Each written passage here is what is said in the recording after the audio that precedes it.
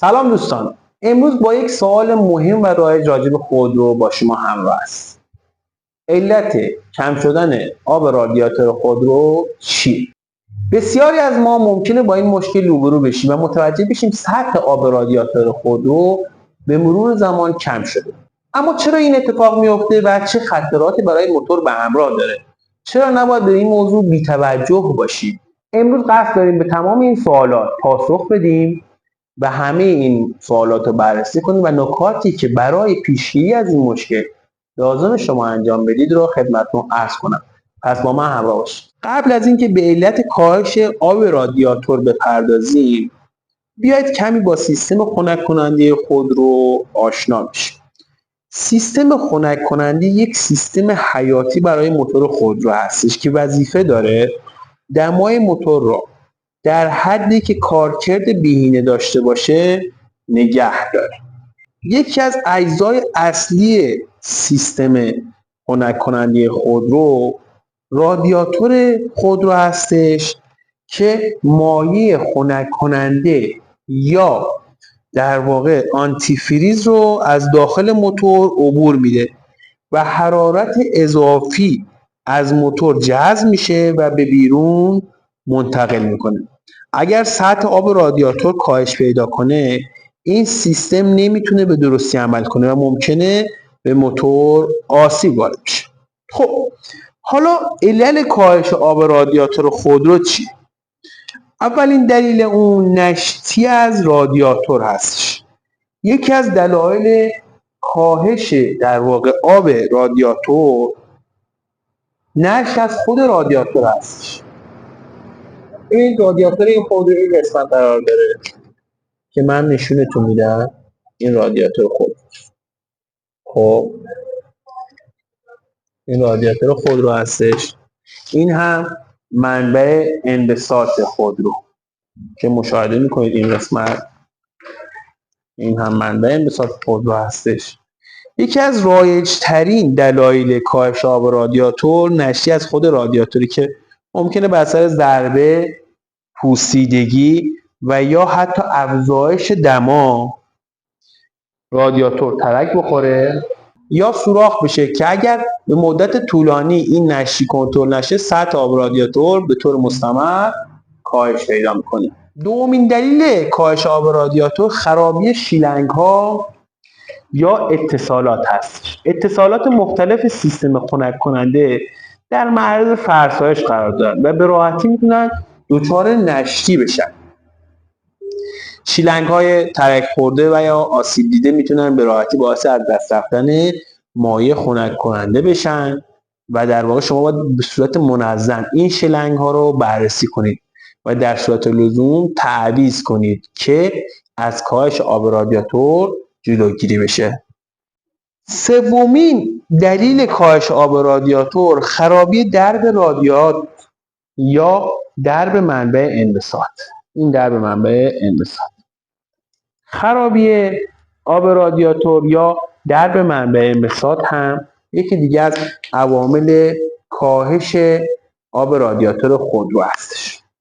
درب رادیاتور خودرو یا منبع انبساط یکی از اجزای مهم سیستم خنک کننده هستش که فشار داخل سیستم را تنظیم میکنه. اگه درب رادیاتور معیوب باشه، فشار صحیح در سیستم برقرار نمیشه و ممکنه مایع خنک کننده نشت کنه. این مشکل معمولا در صورت عدم توجه به مرور زمان میتونه باعث کاهش سطح آب رادیاتور خودرو بشه.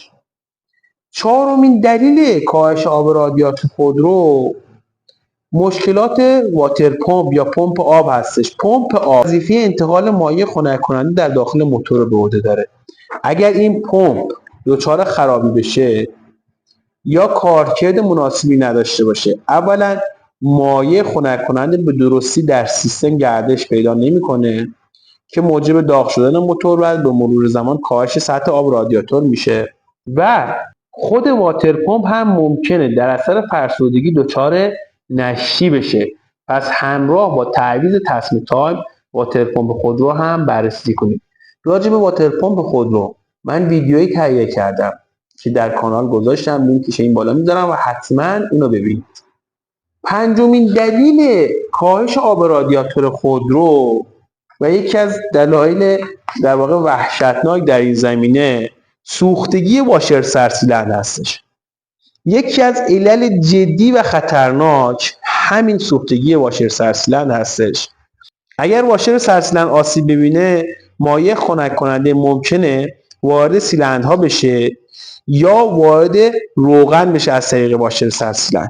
این مشکل معمولاً با علائم دیگه‌ای مثل دود سفید از اگزوست و کاهش قدرت موتور همراهه.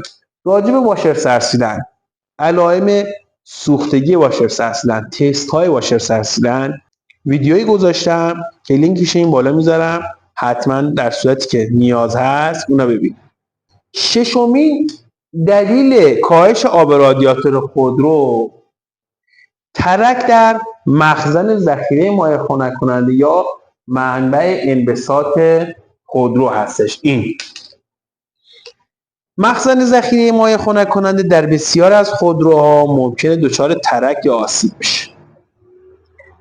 اگر این مخزن نشی داشته باشه، سطح مایع خنک کننده به تدریج کاهش پیدا میکنه. در این صورت ممکنه متوجه نشید که مایع خنک کننده کم شده و سیستم خنک کننده به درستی کار نمیکنه، چون معمولاً کمترین توجه را به ترک‌های این منبع و این مخزن میکنه. هفتمین دلیل کاهش آب رادیاتور خودرو آسیب به هسته رادیاتور است. هسته رادیاتور معمولاً از لوله‌های فلزی ریز ساخته شده که بر اثر زمان یا رسوب مواد معدنی در داخل اون آسیب می‌بینه.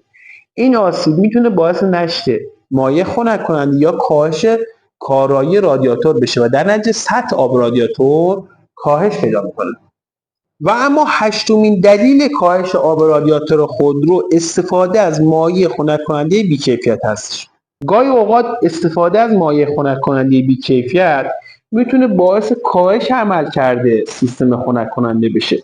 این مایع ممکنه به درستی از موتور محافظت نکنه و یا باعث رسوب مواد اضافی در رادیاتور و سیستم خنک کننده بشه که در نهایت منجر به نشت مایع خنک کننده و کاهش سطح اون میشه. خب دوستان، حالا میخوایم علائم و نشانه‌های کاهش آب رادیاتور رو با هم دیگه بررسی کنیم. اولین علامتی که کاهش آب رادیاتور به وجود میاره افزایش دمای موتور هستش. اگر سطح آب رادیاتور کاهش پیدا کنه، یکی از اولین علائم اون افزایش دمای موتور هستش. سیستم خنک کننده دیگه نمیتونه دمای موتور رو پایین نگه داره و دما شروع به بالا رفتن میکنه. دومین نشونه‌ای که وجود داره نشت مایع خنک کننده از زیر خودرو یا اطراف رادیاتور هستش. اگر متوجه لکه‌های مایع رنگی که همون ضد یخ یا به نوعی آنتی فریز هستش زیر خودرو دیدید، باید سریعاً بررسی کنید و ببینید که از کجای و کدوم قسمت سیستم خنک کننده این نشتی به وجود اومده. سومین نشونه‌ای که داره دود سفید از اگزوست. اگه دود سفید از اگزوست بیرون بیاد، این میتونه نشان دهنده نشت مایع خنک کننده به داخل سیلندرها باشه و در واقع آبسوزی در محفظه احتراق که معمولا به دلیل سوختگی واشر سرسیلند اتفاق میفته. چهارمین نشونه‌ای که وجود داره مشکل در شروع به کار خودرو. در برخی موارد وقتی سیستم خنک کننده درست کار نمیکنه یا سطح آب رادیاتور پایین بیاد، خودرو ممکنه به سختی استارت بخوره یا عملکرد ضعیفی داشته باشه. چطوری؟ زمانی که مایع خنک کننده وارد محفظه احتراق بشه از طریق سوختگی واشر سرسیلند، مقداری مایع روی شمع‌ها هستش و زمانی که شما استارت رو میزنید و شروع به کار میخواد کنه موتور، جرقه به درستی صورت نمیگیره و شمع جرقه با کیفیتی نداره و بنابراین ممکنه ماشین دیر روشن بشه یا بد کار کنه. اما راه‌های پیشگیری از کاهش آب رادیاتور چیه؟ شما باید اولا به صورت منظم سیستم خنک کننده رو بررسی کنید. به صورت دوره‌ای سیستم خنک کننده و اطراف رادیاتور رو چک کنید. شیلنگ‌ها، اتصالات و مایع خنک کننده میتونه به شما کمک کنه تا از کاهش آب رادیاتور جلوگیری کنید. این بررسی ها باید حداقل هر 6 ماه یک بار انجام بشه. دومین راه پیشگیری از کاهش آب رادیاتور استفاده از مایع خنک کننده با کیفیت است. زمانی که شما از مایع خنک کننده با کیفیت بالا و مخصوص خودروی خودتون استفاده میکنید، عمر سیستم خنک کننده رو افزایش میدید و از بروز چنین مشکلاتی جلوگیری میشه.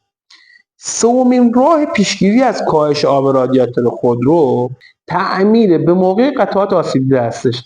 در صورتی که متوجه نشدید یا خرابی در سیستم خنک کننده شدید، باید سریعا اقدام به تعمیر یا تعویض قطعات کنید. تعویض قطعات معیوب میتونه از بروز مشکلات جدی‌تر جلوگیری کنه.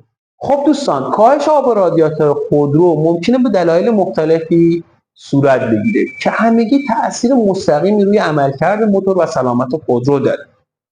از این رو باید همواره سیستم خنککاری خودرو رو بررسی کنیم و از وجود مشکل آگاه. امیدوارم این ویدیو براتون مفید بوده باشه. اگر سوالی یا تجربی در این زمینه دارید حتما برای ما کامنت کنید. لایک ویدیو فراموش نشه.